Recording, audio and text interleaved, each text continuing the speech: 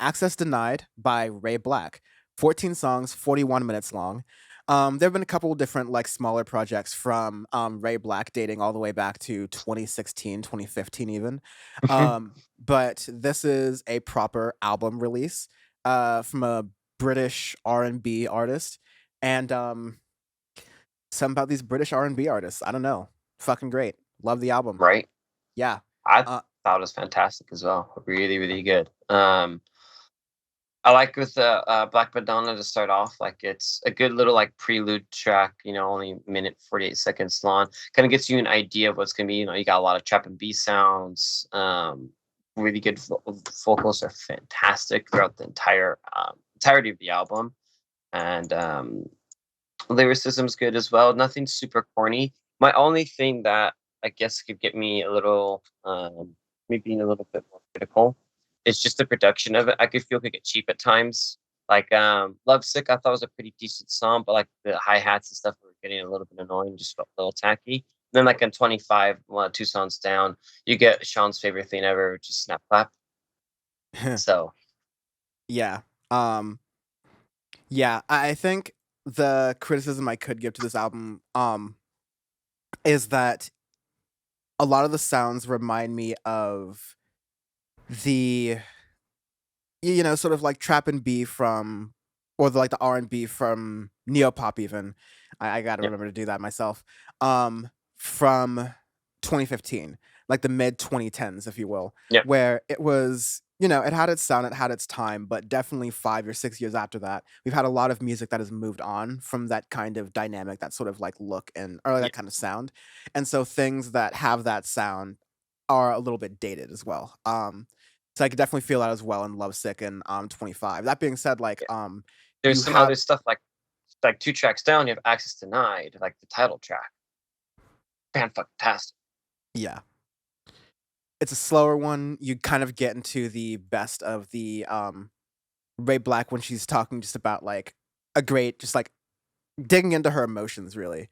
Um Mhm. you get that in its highest, you get the production sounding really well and just like not getting in the way of the vocals. It's just sort of there as, just really good love music, I guess if you will.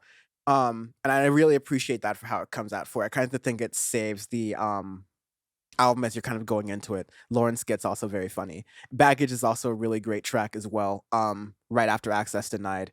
I think I added it to the 2021 AF playlist that you can find Yeah, in the you did. I podcast was gonna do description it too. or the podcast description or the YouTube description. What'd you like about that track?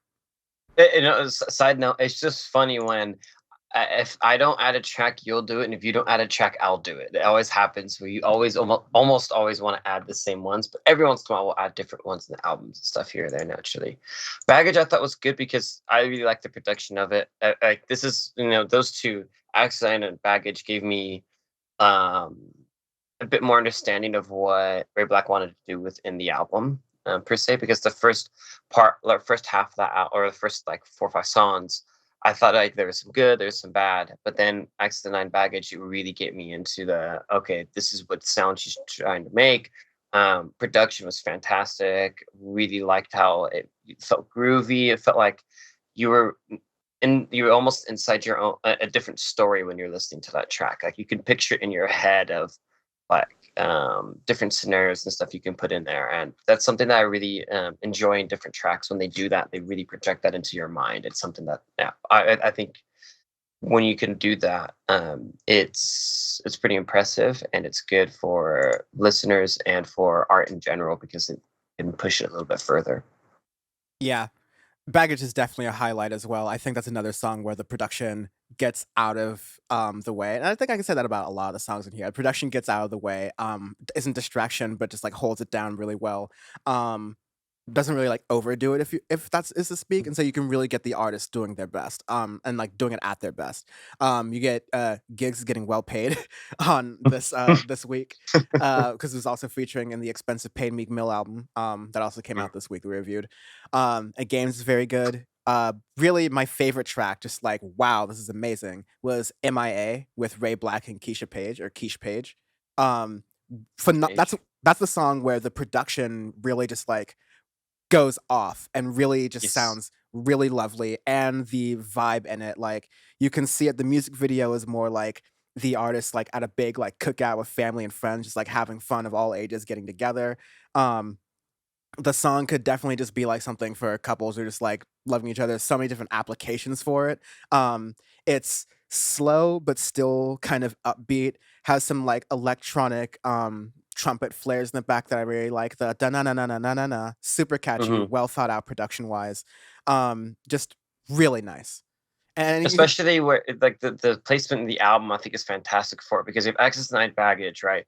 Two really good tracks. You have Games and If I Die, which I think kind of go back to the earlier production of the album, and then you have MIA to kind of pick it up, right where it slows down a bit. And if there's put another like super slow song there, I think it would have derailed the album. But putting MIA right there, that 10th track, it's perfect placement for it.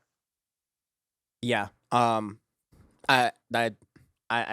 am tired of saying I agree with you. I need to start getting have angry opinions with you on these albums. We need to start finding some albums that are right on the margins of things we both like. All right, we need to. Okay, well, we need to do. What's the album?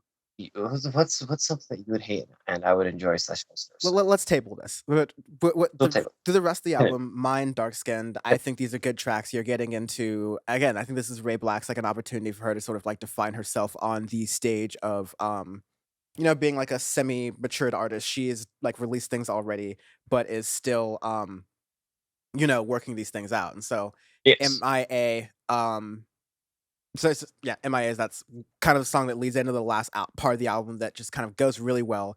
Go Go Girl's another really great one with Ray Black and Suburban Plaza.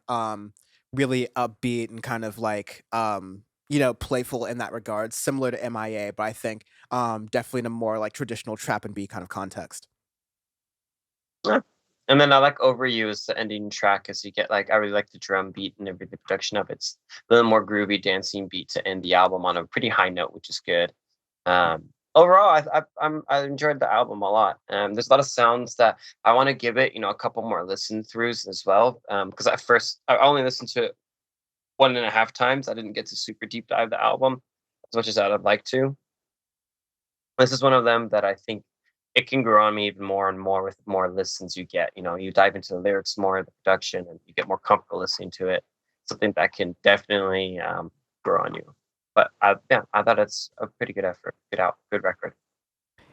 Yeah, I definitely want to hear more. I appreciate the range that you Yes, got from the record, as well, it, because you keep can get exploring. yeah, you can get stale trap and B records from artists who have been at the game for a while, sadly. Have gotten a lot on Audioface, especially this year and last year. We have gotten a plethora of trap and B records where some of them are like, all right, it's another thing. But lately, the past, like I say, 2 3 months, we've gotten a couple different sounding ones, and they're starting to get production starting to really crisp up. You're getting more different ideas. The collaborations between artists and stuff are really hammering in and being more cohesive. And yeah, I like it. Same. Arbitrary Scale, World is ending, but at least the music's good. The original audio face header, bringing it back. right? Um, so Arbitrary Scale, the review stands for itself. We do arbitrary scales for the reason we do them. I'm gonna you go first. Um, I might give this on current TV. Fuck, I was gonna do I that, might and I was give like, I'm not this. gonna steal Sean's. I'm just gonna give this a young Keith Olbermann. But yeah, Ooh. just the mergers and stuff, and it's just defunct, man. How does he run? It was by AT&T Park, but AT&T Park doesn't even exist anymore. It's not called that anymore. It's like Oracle Arena or a park or some shit now. So Current TV had a very varied lineup. You had a lot of variety. You had the Vanguard documentaries. You had mhm. Infomania. Shout out Brett Ehrlich. I always forget about that. I will never let Brett Ehrlich forget about Infomania. That was hilarious, and screenshots from that viral video film school. But yeah, no, it's just very, very, a little rough around the edges. And then there's Keith Olbermann, which aged like rotten milk in the basement.